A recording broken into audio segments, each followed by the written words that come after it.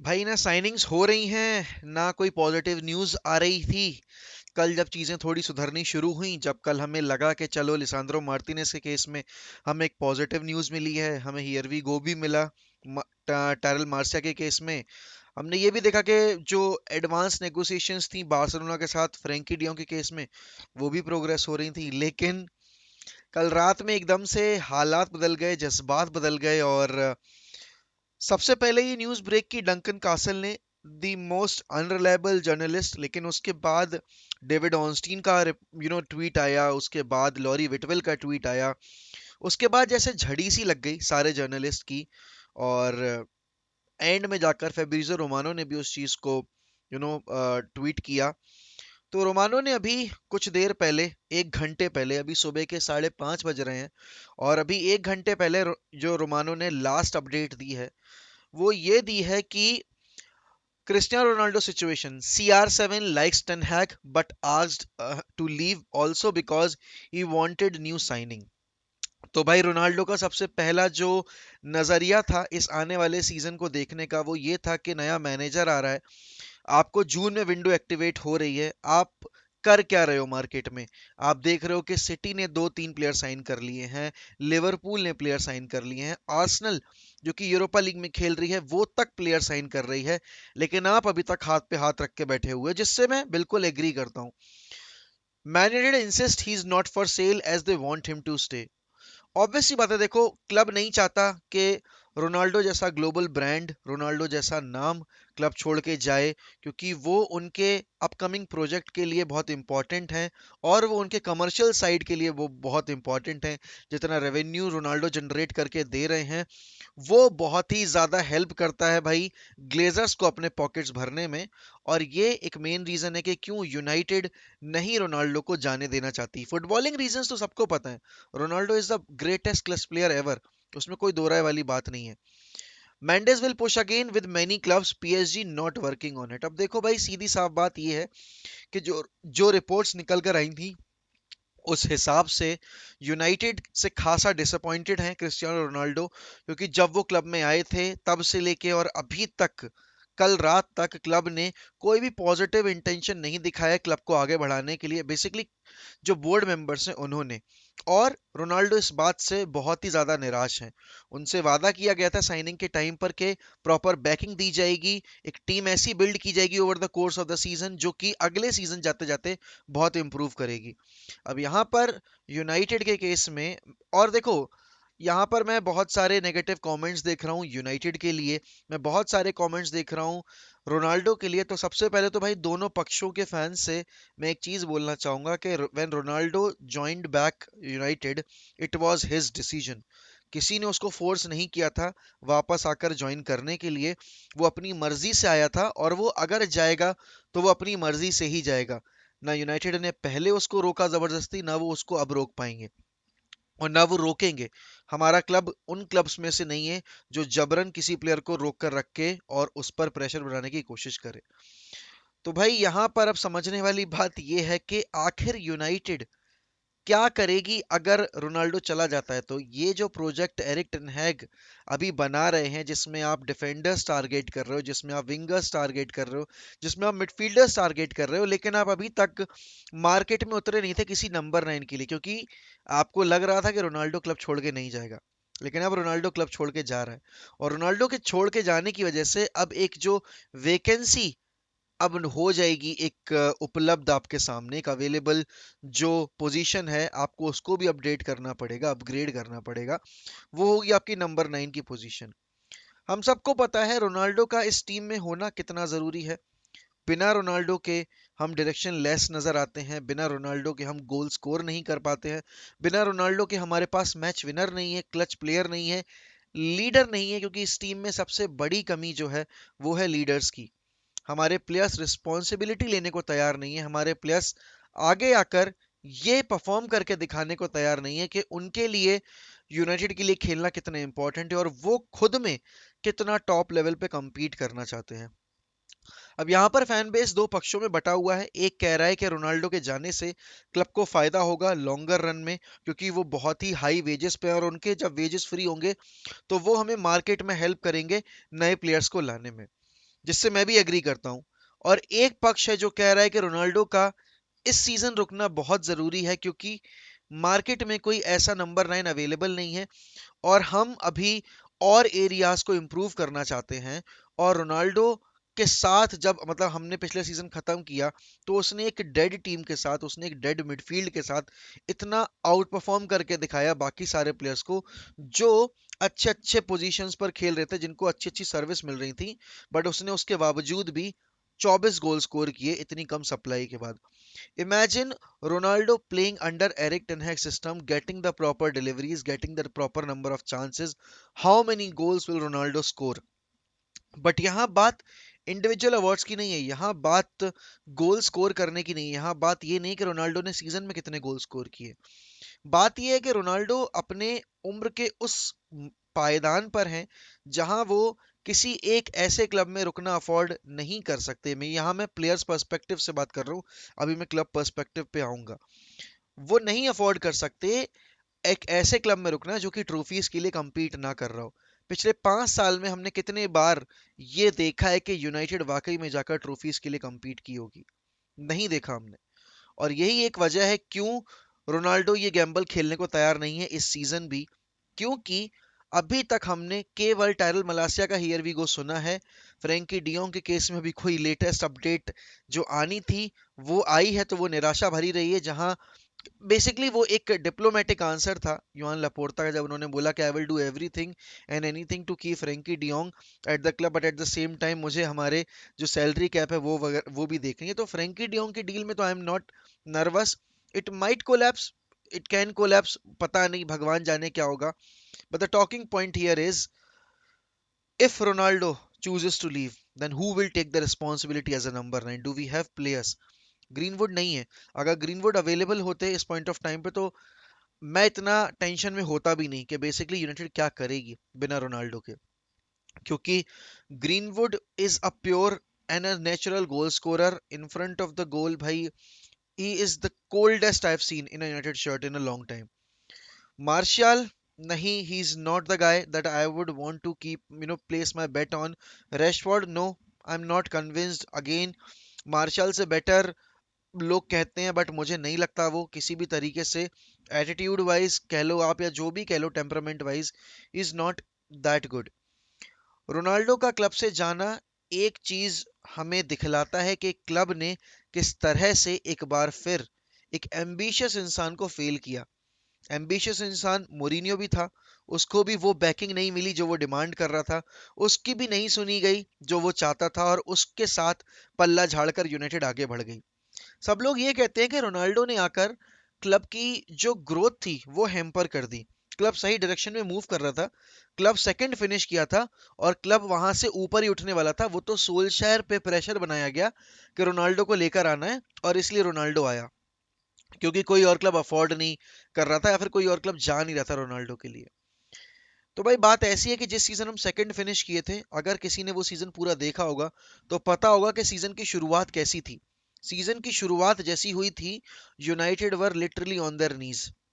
उसके बाद क्या हुआ कि उसके बाद होती हैं इंजरीज लिवरपूल को, उसके बाद होती हैं इंजरीज चेल्सी को, और उसके बाद हमने देखा कि स्पर्स स्ट्रगल कर रही थी अपने मैनेजर के अंडर।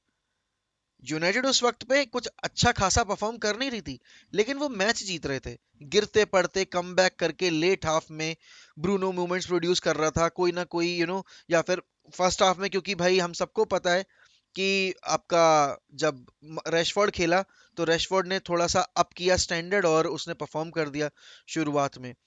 यूनाइटेड लेकिन भाई ग्रुप स्टेज में ही चैंपियंस लीग से बाहर हो गई थी, फिर यूरोपा लीग के सेमीफाइनल में हम बाहर हो गए, कैराबाओ कप में हम बहुत जल्दी बाहर हो गए, ठीक है, मतलब हम, हाँ, सिटी से बाहर हुए, हम फाइनल नहीं खेले।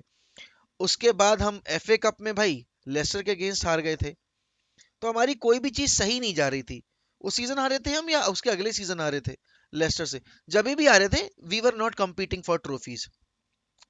सीजन आगे बढ़ता है भाई, लिवरपूल की इंजरीज और ज्यादा बढ़ जाती हैं और वो अपने सिक्स और सेवन चॉइस प्लेयर्स को खिलाते हैं।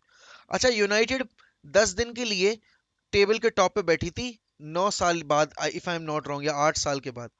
और उसके बाद यूनाइटेड ने धीरे धीरे धीरे धीरे अपना असली रंग दिखाना शुरू किया और हम पीछे पिछड़ते चले गए। और अंत में जाकर सिनेरियो ऐसा होगा कि हमने सेकंड फिनिश किया। लिवरपूल जो कि लग रही थी कि सिक्योर नहीं कर पाएगी टॉप फोर, उन्होंने टॉप फोर सिक्योर कर लिया।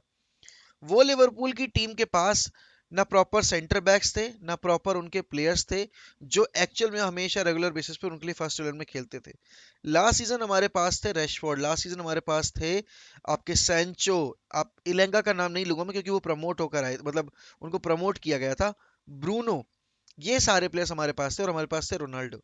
लेकिन हम उसके बावजूद टॉप फोर सिक्योर नहीं कर पाए। तो यहाँ पे दिखा रहा था कि कैरेक्टर्स की कितनी ज्यादा कमी थी क्लब के अंदर। सबने बोला कि रोनाल्डो के आने से बहुत सारे प्लेयर्स का मोमेंटम ब्रेक हो गया। उसमें बहुत ज्यादा नाम लिया जाता है ब्रूनो फर्नांडिस का। भाई ब्रूनो फर्नांडिस का मोमेंटम रोनाल्डो ने ब्रेक नहीं किया। ब्रूनो फर्नांडिस का जो कॉन्फिडेंस था वो उन्होंने खुद शटर किया ओवर एम्बिशियस बनने के चक्कर में। रोनाल्डो ने एक चीज जो गलत की ना, वो ये थी कि उसने होप दे दी इस फैन बेस को, मेरे जैसे फैंस को, कि यूनाइटेड अच्छा करेगी, यूनाइटेड आराम से टॉप फोर सिक्योर कर लेगी। मैंने तो इतना तक बोल दिया था कि भाई यूनाइटेड जो है वो ट्रॉफी जीत जाएगी, वो चैंपियनों वो प्रीमियर लीग जीत जाएंगे। बट वो एक ऐसा फैन था जो कि 12 साल के बाद अपने प्लेयर को आता देख रहा था अपने क्लब में, और वो पागल हो गया था।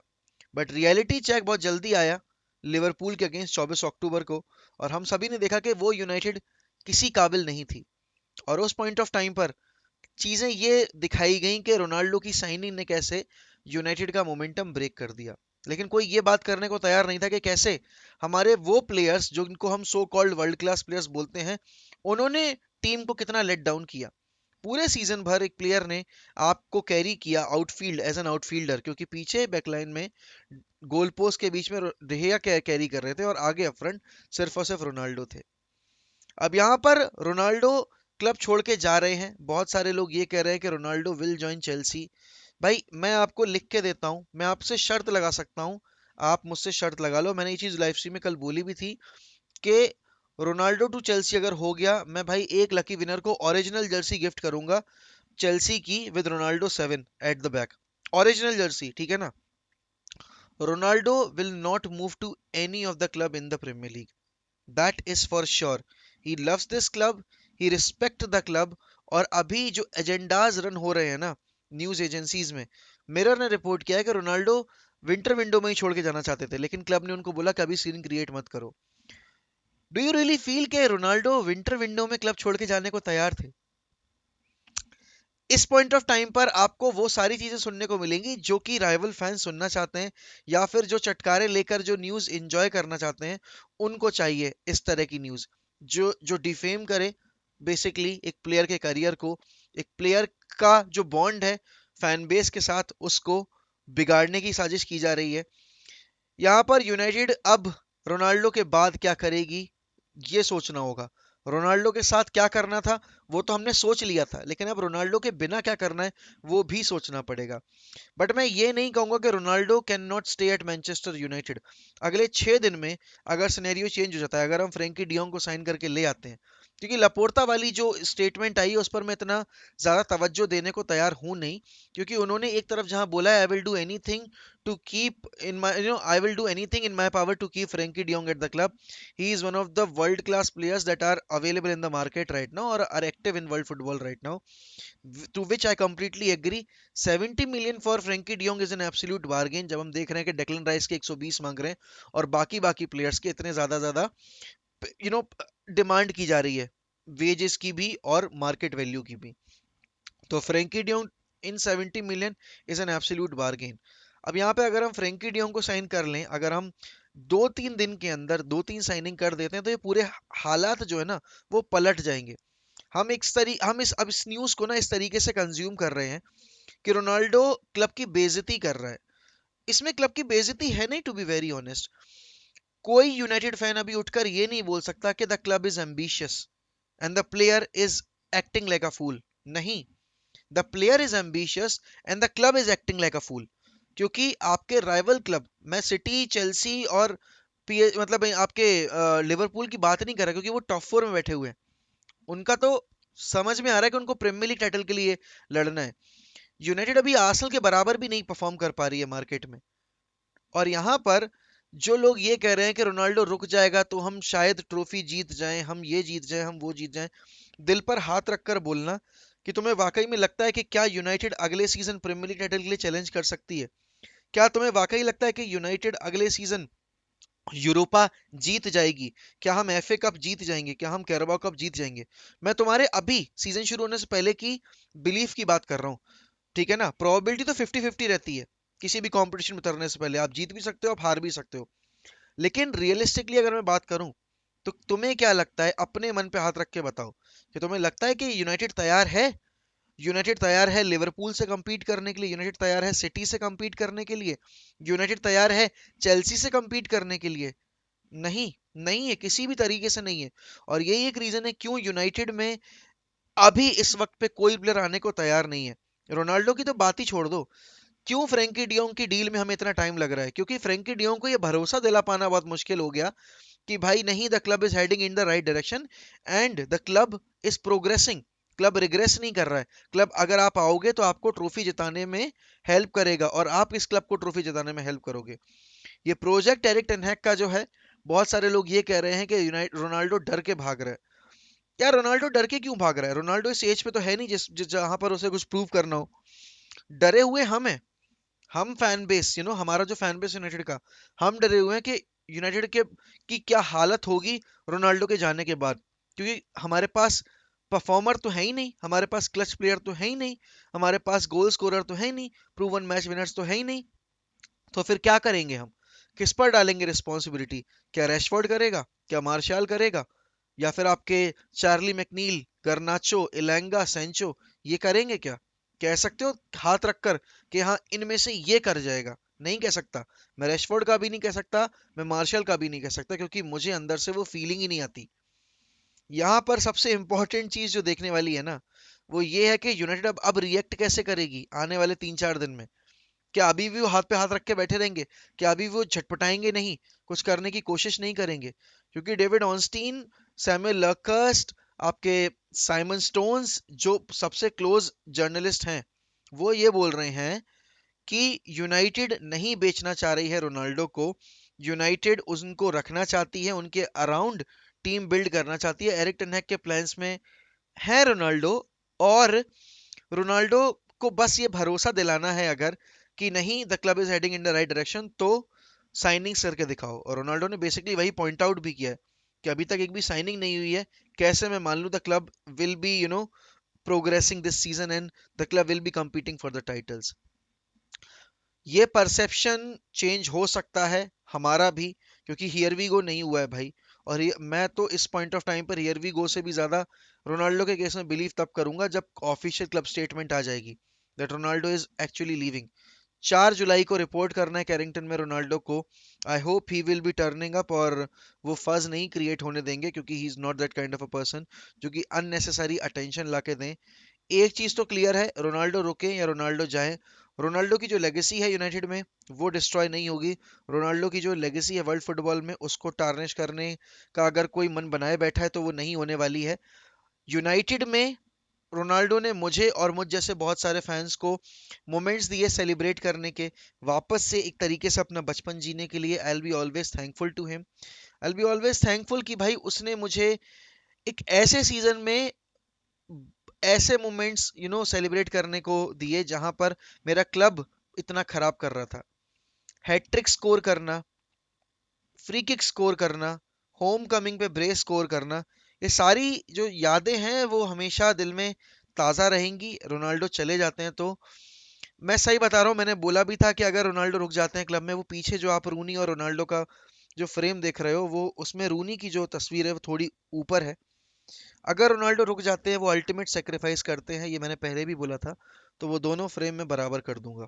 मैं बिल्कुल एग्जैक्ट बराबर कर दूंगा।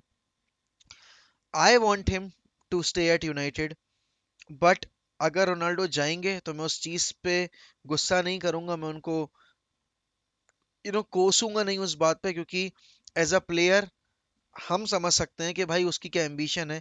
एज अ क्लब क्या हमारी एम्बिशन है उस लेवल की जो रोनाल्डो की एम्बिशन है? ये कह पाना मुश्किल है। डिसीजन मैं आपके ऊपर छोड़ रहा हूँ कि आप इस चीज को कैसे ब्रेक डाउन करते हो। आपके मन में इस मूव को लेकर, इस न्यूज को लेकर क्या परसेप्शन है? आप लोग कमेंट सेक्शन में जरूर बताइएगा। लेकिन वीडियो खत्म करने से पहले 2 मिनट और लेकर मैं एक चीज और एक्सप्लेन करना चाहता हूँ कि बहुत सारे लोग ये कह रहे थे कि एरिक टेनहैग के सिस्टम में रोनाल्डो फिट नहीं होगा क्योंकि एरिक टेनहैग का सिस्टम काफी अलग है। भाई एरिक टेनहैग ने ही हालेर का करियर रिवाइव किया है। वेस्ट हैम में he was an absolute failure जब वो फ्रैंकफर्ट से आए थे। तो यहाँ पर एक टारगेट मैन होना एक क्लब के लिए बहुत ज़रूरी होता है क्योंकि आपको पता होता है कि आपको अपना जो गेम है वो किसके अलोंगसाइड डिक्टेट करना है। कल स्ट्रीम पर बहुत सारे लोग ये कह रहे थे कि रोनाल्डो के बिना भी तो टीम खड़ी हो सकती है। बिल्कुल हो सकती है। ये क्लब जब 1958 में म्यूनिक एयर डिजास्टर के बाद वापस से खड़ा हो गया तो फिर रोनाल्डो का डिपार्चर क्या ही है। जब इस क्लब ने बेकम को जाने दिया, जब इस क्लब ने पहली बार जब रोनाल्डो गया था तब उसको जाने दिया, तो फिर इस पॉइंट ऑफ टाइम पर तो हम हैं भी नहीं उस कंडीशन में जहां हम ट्रॉफीज के लिए compete कर रहे हो। रोनाल्डो के रुकने से हाँ हमें एक रे ऑफ होप मिल जाएगी कि हम इस साल ट्रॉफीज के लिए compete करेंगे, जीतेंगे, बट रोनाल्डो को बेमन से रोकने का कोई मतलब नहीं बनता। और वापस से बात आके वहीं खड़ी हो जाती है कि ये पर्सनल डिसीजन अभी तक हमने नहीं सुना है कि रोनाल्डो ने खुद से आके बोला हो that he wants to leave. ये जो चल रही है न्यूज़, ये हो सकता है यूनाइटेड के ऊपर प्रेशर पुट करने की एक कोशिश हो। कौन से क्लब ऐसे होंगे जिनमें वो जा सकता है, I am not predicting and I can't even imagine him playing in any other club in the Premier League. Best possible option इस वक्त पे होगा रोनाल्डो के लिए बायर्न म्यूनिख जाना, स्पोर्टिंग जाना। I will not be naming PSG here because as a fan I don't want to see Ronaldo and Messi playing together. That would tarnish the entire, you know, legacy of their rivalry. I don't want to do that. I don't want to destroy that. I want to preserve it. क्योंकि आने वाले time में मैं बच्चों को बता तो पाऊं भाई अपने कि मैंने रोनाल्डो और मेसी दोनों खेलते देखा। ये प्लेयर्स एक दूसरे को अलग लिमिट तक पुश करके ले गए, लेकिन उन्होंने कभी एक एक दूसरे के साथ नहीं खेला। और ये मैं भाई यही इसी तरीके से मैं इस राइवलरी को याद रखना चाहता हूँ। लेवेंडोस्की अगर बार्सिलोना जाते हैं तो रोनाल्डो का ऑप्शन और ज्यादा क्लियर हो जाएगा कि उन्हें कहाँ जाना है। ऑब्वियस सी बात है, बायर्न म्यूनिख में जाएंगे, ट्रॉफीज जीतेंगे, कोई दिक्कत ही नहीं है बुंदेसलीगा जीतने में। यूसीएल के लिए हमेशा फेवरेट्स रहते हैं, वो वन ऑफ द फेवरेट्स, तो वो उस कंपटीशन में भी परफॉर्म करेंगे and mister champions league will be playing in champions league. ये मेरा पर्सपेक्टिव था इस डील को लेकर। इसके आगे मुझे कुछ बोलना नहीं है। अगर आपको मुझे गाली देनी है कमेंट्स में, आपको ये कहना है कि this guy is trying to protect Ronaldo more than he is being loyal towards Manchester United, तो yes you can go ahead with that, but मैंने यहाँ पे फैक्ट्स बोले हैं और मैं उसमें कतराता नहीं हूँ। बाकी एक शाम में डिस्कशन रखते हैं इस पे और डिस्कस करते हैं इसकी पॉसिबिलिटीज के बारे में। Till then goodbye, take care.